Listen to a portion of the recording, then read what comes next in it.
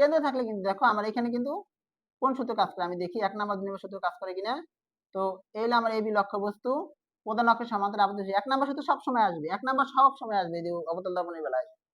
প্রধান অক্ষের সমান্তরাল আবদ্ধ রশ্মি কি হবে, ফোকাস বরাবর প্রতিফলিত হবে। এটাই তো বলছে। তো এবার আসে পয়েন্টটা 2 নাম্বার, ফোকাস বরাবর আবদ্ধ রশ্মি। তো ফোকাস বরাবর কই, এইখানে এই যে ফোকাস বরাবর আবদ্ধ রশ্মি প্রধান অক্ষের সমান্তরালে প্রতিফলিত হবে। এই হলো আমার প্রধান অক্ষ, এটা কি প্রধান অক্ষ, এটা সমান্তরালে এই যে প্রতিফলিত করলাম, ঠিক আছে। তাহলে এটা পরিবর্তিত রশ্মি দুটি কোন বিন্দুতে মিলিত হবে, যদি এ থেকে নিচে তাহলে এটা এ প্রাইম বিন্দুতে মিলিত হবে। এ প্রাইম হাতে প্রধান অক্ষের সাথে এ প্রাইম বি প্রাইম লম্ব অক্ষ, ঠিক আছে। তো দেখো এইখানে কিন্তু আমার কিন্তু আকারটা একটু হয়ে গেছে। এইখানে যখন তোমার সেন্টারে থাকবে, ভালো করে খেয়াল করো, যখন তোমার সেন্টারে থাকবে তখন তুমি এই শুধু একটা দাগ দিয়ে লাগাবে, ঠিক আছে। এইখান থেকে যত দূরত্ব এইখান থেকে আনতে হবে তত দূরত্ব নিয়ে একটা দাগ দেবা, তারপরে স্কেলে মিলাবা, এরকম দাগ দেবা স্কেলে, এটার সাথে এটা মিলাবা, স্কেলে এরকম দাগ দেবা, এটার সাথে এই বিন্দু মিলাবা, বুঝছো। নাহলে কিন্তু একটু ভুল হবে, এদিকে সরিয়ে এদিকে সরবে না, আসলে সেন্টারে থাকলে এটা সেন্টারে যাবে, বুঝছো। যদি বস্তুকে সেন্টারে রাখা হয় তখন সেই বিম্বটাও সেন্টারে দিয়ে পড়বে। আচ্ছা, তো এবার আসো এটা আমরা অবস্থান কোথায়, অবস্থান সেন্টারে, অবস্থান কোথায়, অবস্থান কিন্তু আমার কেন্দ্রে। তাহলে বিম্বের আকৃতি প্রকৃতি যদি বলি, বিম্বের আকৃতি কি হবে, সমান, লক্ষ্যবস্তু সমান, আকৃতি কি সমান, মানে লক্ষ্যবস্তু সমান। বিম্বের প্রকৃতি, প্রকৃতি যদি বলি আমার বিম্বের প্রকৃতি কি হবে, দর্পণের সামনে পড়ছে না, সামনে পড়লে বাস্তব, পিছনে পড়লে অবাস্তব। তাহলে এখানে বাস্তব উল্টা, বাস্তব মানে কিন্তু সৎ, বাস্তব মানে কি সৎ। আর এখানে যেহেতু এখানে ঘুরে গেছে, এই যে মাথা উপরে, এটা কিন্তু মাথা নিচে, এটা উল্টা। বাস্তবের সাথে সবসময় উল্টা, এটা মনে রাখবা, আর অবাস্তবের সাথে সোজা। তাহলে এটা শেষ। তাহলে এবার এটা আমরা সহজে এঁকে নেই। দেখো এখন আমরা সেন্টারে এখানে এই যে সেন্টার আমরা বুঝতে রাখলাম। তাহলে এই দেখো এই সেম কোয়ালিটি রাখো, প্রধান অক্ষ সমান্তরাল আবদ্ধ রশ্মি ফোকাস থেকে প্রতিফলিত হইবে, তারপরে কেন্দ্র আবদ্ধ রশ্মি কেন্দ্র প্রতিফলিত হইবে, এদের মিলে আবার কি এই যে এরকম পাওয়া যাবে, ঠিক আছে। তাহলে এইখানে সর্বদা অবাস্তব, সোজা এবং খর্বিত। তাহলে এবার আসো পরের পজিশনে যাই, সেন্টার এবং এবার ফোকাসের মাঝে রাখবো আমরা, কেন্দ্র এবং ফোকাসে থাকলে। আগেটা ছিল 2, হ্যাঁ, এখন এটা হবে 3, কেন্দ্র ও ফোকাসে।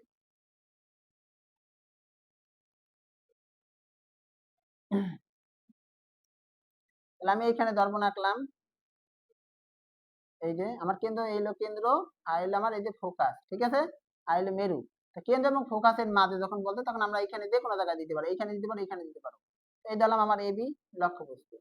তো এখানে কিভাবে আঁকবো, ওই 1 নাম্বার সূত্র সবসময় নিয়ে গেলে বা প্রধান অক্ষ হলো এটা সমান্তরাল একটা রশ্মি দর্পণে আবৃত হওয়ার পর ফোকাস থেকে প্রতিফলিত হবে, ফোকাস দিয়ে প্রতিফলিত হবে। তো 2 নাম্বার সূত্র কি, 2 নাম্বার সূত্র একইভাবে করো, হ্যাঁ, ফোকাস বরাবর আবৃত রশ্মি প্রধান অক্ষে সমান্তরালে প্রতিফলিত হবে, অর্থাৎ এখানে তোমার কিন্তু সূত্র 1 এবং 2 এই বেশিরভাগ ব্যবহৃত হবে, ঠিক আছে। তাহলে 1 এবং 2 এই কিন্তু আমার অবতলে বেশি ব্যবহৃত হবে। তো এবার আসে প্রতিফলিত রশ্মি দুটি, যেহেতু এ প্রাইম থেকে এ থেকে নেওয়া হয়েছে, তাহলে এটা প্রতিফলিত রশ্মি দুটি এ প্রাইম বিন্দুতে মিলিত হবে। এটার সাথে প্রধান অক্ষের সাথে এ প্রাইম বি প্রাইম আমি লম্ব আঁকবো, এ প্রাইম বি প্রাইম আমি লম্ব আঁকবো। তাহলে এ বি এর কি হবে, তারপর সামনে পড়ছে বাস্তব, তাহলে বিম্বের এই হবে কি বাস্তব, এবং কি হবে এখানে উল্টা, বাস্তব এই যে দেখো এই যে নিচে মাথা, এদের বাস্তব উল্টা। আর অবস্থান কই পাবো, অবস্থান কিন্তু কেন্দ্রের বাইরে পারবে, কই পারবে এটা, কেন্দ্রের বাইরে,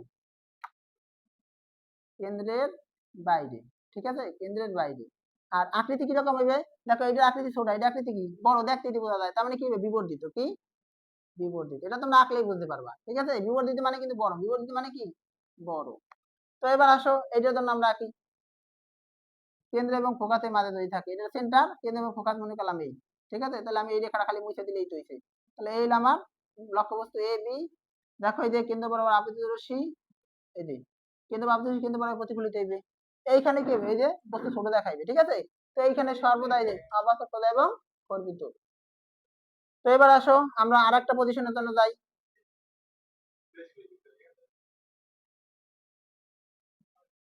আচ্ছা, এরপরে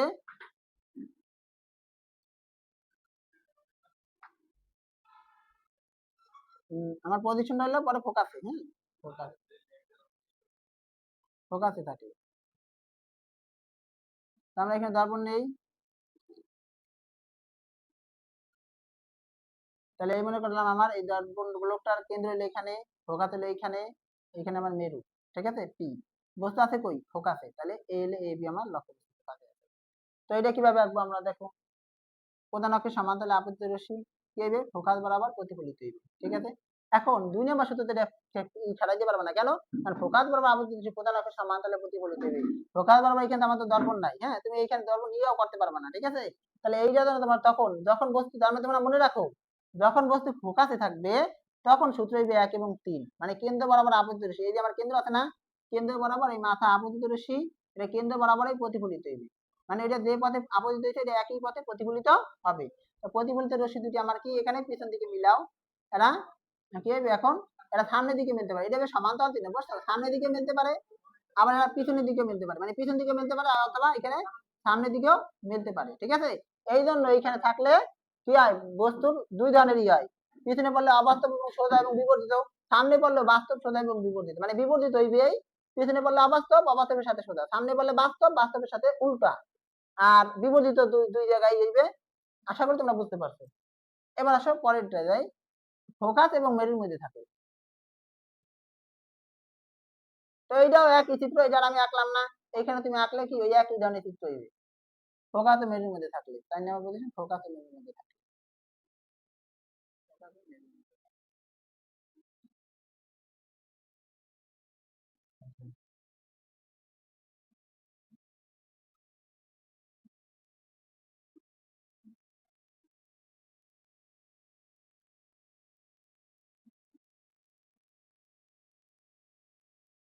সেন্টার, এলো ফোকাস, এলো মেরু। তো বস্তু ফোকাস এবং মেরুর মধ্যে, এলো ফোকাস এলো মেরু, তার মানে এইখানে যে কোনো জায়গায় তুমি নাও এ বি, ঠিক আছে।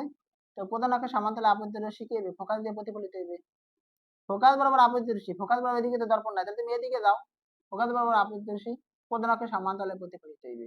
এই যে প্রতিফলিত রশ্মি দুটো, একটা হলো এই আর একটা হলো এই, দর্পণ থেকে যেটা বের হয়েছে আর কি, হ্যাঁ, দর্পণ থেকে যে রশ্মিটা বের হয়, তাহলে এই প্রতিফলিত রশ্মি দুটা সামনের দিকে তা মিলবে না, মিলবে পেছনের দিকে, ঠিক আছে, পেছনের দিকে মিলবে, তার পেছনের দিকে মিলবে যে বিন্দুটাই, সেটা নাম দেবো আমরা কি, এ প্রাইম, কারণ এ থেকে নিচ্ছি তো বিন্দু, এজন্য এ প্রাইম, এ প্রাইম হাতে প্রধান অক্ষের সাথে আমরা কি করবো, এ প্রাইম বি প্রাইম লম্ব আঁকবো, ঠিক আছে। তাহলে এখানে যেহেতু দর্পণের পিছনে পড়ছে, দর্পণের পিছনে পড়ায় কি হবে, বিম্ব অবাস্তব, বিম্ব কি হবে এখানে, অবাস্তব, অবাস্তব, অবাস্তব বলে কি হবে, সোজা, অবাস্তব কিন্তু অসৎ, ঠিক আছে, অবাস্তব মানে হলো অসৎ, তাহলে এখানে কি হবে, অবাস্তব বলে সোজা, অবাস্তব বলে কি হবে এখানে, সোজা।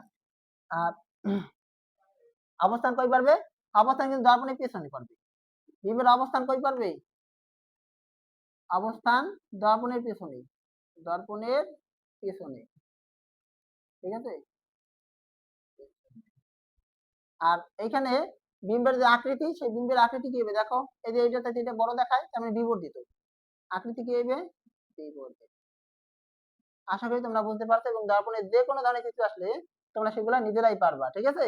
আর এইটার জন্য আমি আঁকলাম না, এটার জন্য সবসময় যে একই নিয়ম, তবে এটা যত সামনে নেবা এই আকৃতি তত ছোট হইবে, যত দূরে থাকবে এই যে দূরে দেওয়া পড়বে, এবং আকৃতি আকৃতি তত ছোট হইবে, সরি, এই দর্পণ বস্তুটাকে যত সামনে নেবা এটা আকৃতি তত বড় হইবে, আর যত পিছনে নেবা, ঠিক আছে, দূরে দেওয়া পড়বে এবং আকৃতি ছোট হয়ে যাবে।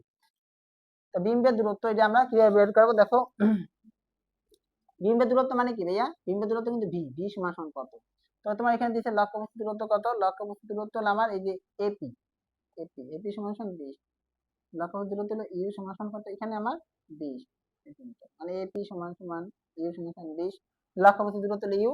এখন তোমাকে চাইছে কি এখানে বিম্বের দূরত্ব, মানে ভি সমান সমান কত, লক্ষ্যবস্তু দূরত্ব ইউ, তাহলে এফ লাগবে, কারণ আমার সূত্র কি, এই যে 1/u + 1/v সমান সমান 1/f, তাহলে এফটা বের করে নিই, আমরা জানি এখানে সিপি দিয়ে তো দিয়েছে, সিপি মানে কিন্তু আর, বক্রতার ব্যাসার্ধ, হ্যাঁ আর, এটা কিন্তু আর, এটা তোমার বুঝে নিতে হবে, এটা আর এর মান কত দিয়েছে এখানে, আর এর মান, তাহলে এটা আর এর মান কত, আর সমান সমান 16 আর কি, ঠিক আছে, এটা হলো আর, তাহলে আর সমান সমান সিপি সমান সমান কত এখানে 16, তাহলে আমরা এখান থেকে এফ বের করবো, ঠিক আছে, এফ সমান সূত্র কি r/2 সমান সমান এখানে কত 16/2, তাহলে 8 পাইলাম, 8 সেন্টিমিটার, ঠিক আছে।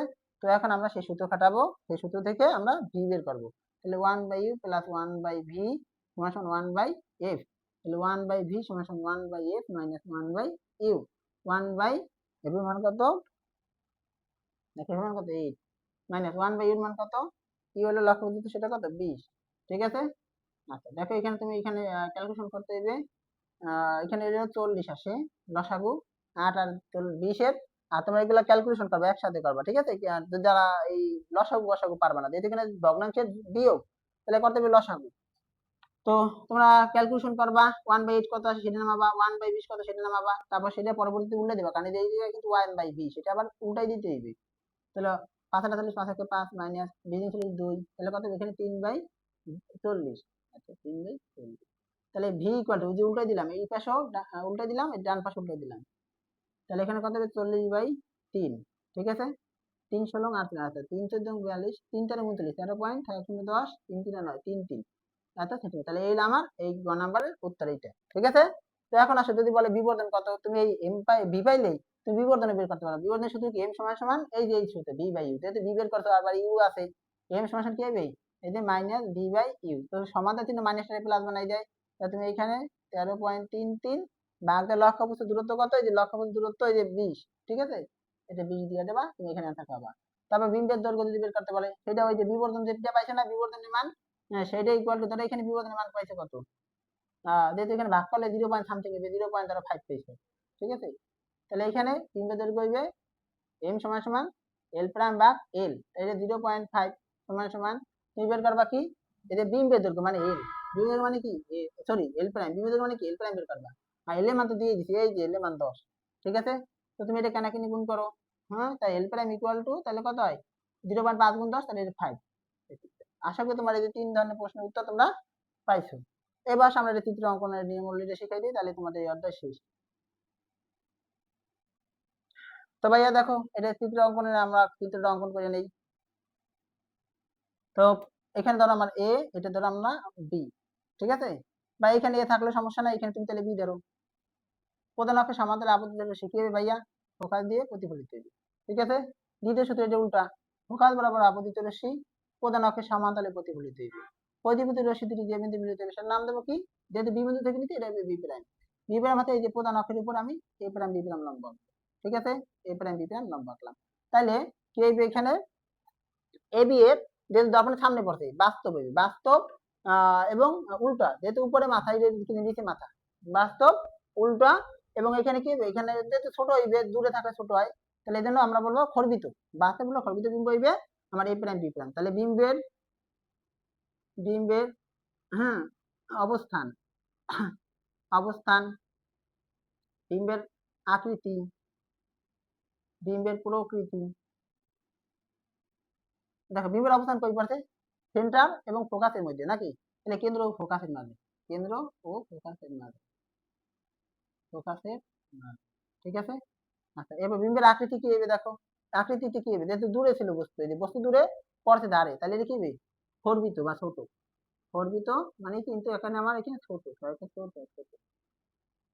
আর বিম্বের প্রকৃতি কি হবে, প্রকৃতি মানে বাস্তব না অবাস্তব, সেটা দর্পণের সামনে পড়ছে বাস্তব, পিছনে পড়লে অবাস্তব, তাহলে এখানে সামনে পড়ে আমরা কি বলবো, এটা বাস্তব, যেটাকে বলা হয় সৎ, হ্যাঁ, ও বাস্তব কি হয় উল্টা, বাস্তব ও উল্টা।